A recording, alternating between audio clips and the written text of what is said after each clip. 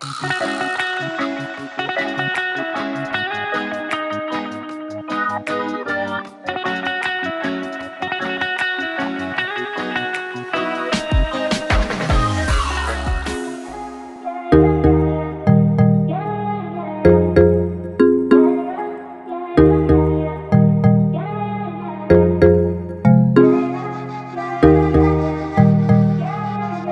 guys, and welcome back to my channel. Today I will be sharing a recipe for Guyanese cassava pone or cassava pudding.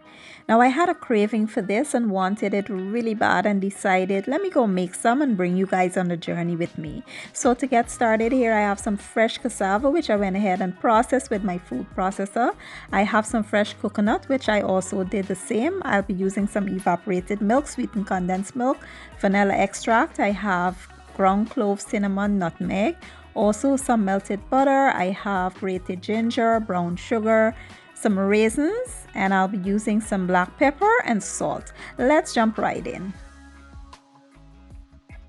So let's rewind back to how I processed the coconut and cassava. All I did was cut them up super fine, like in dice sizes, and add them to the food processor, and I process it just as they are. I did not add any liquids or anything. I processed it until it was super fine like so. And I repeat the same process for the cassava.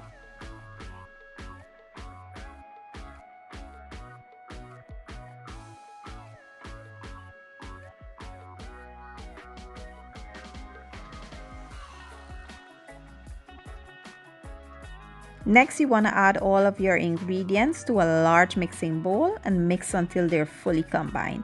You can also add them in any order that you like. It doesn't have to be no particular order. Once we're done, you want to grease a 8 by 8 size baking dish or any baking dish that you have on hand. And then you'll transfer the batter into that baking dish. We'll place it in a 355-degree oven and allow it to bake for about 1 hour. Or it depends on your oven and how long it will take to bake. Once you see the top looks golden brown and you place a toothpick or a skewer in the middle and it comes out clean, that's a good indication that it's done. This recipe is super simple and easy. But for some reason when I was growing up, we couldn't find pone selling on any street corner. It was so scarce and I wonder why. Probably because of the grating of the coconut and the cassava. People shy away from that part because I know I did. I didn't want to grate coconut and cassava to make, to make this. So I understand. And now we have so much technology. You really don't have to put yourself through that. You can just pop this stuff into the food processor like I did, and it does all the work for you. And that's so amazing. As much as I love the old times and back in the 80s and the 90s and all that, those times were so fun. I love the new times as well because we have so much technology and we don't have to go through all those stress anymore of grating coconuts and all that stuff.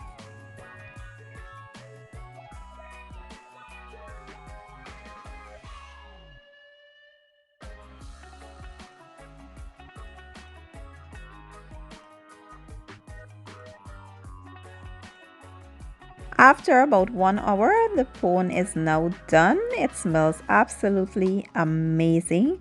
Now you want to allow this to cool down completely before you cut into it. Otherwise, it will just be soft and mushy and you don't want that. You want it to set perfectly before slicing into it.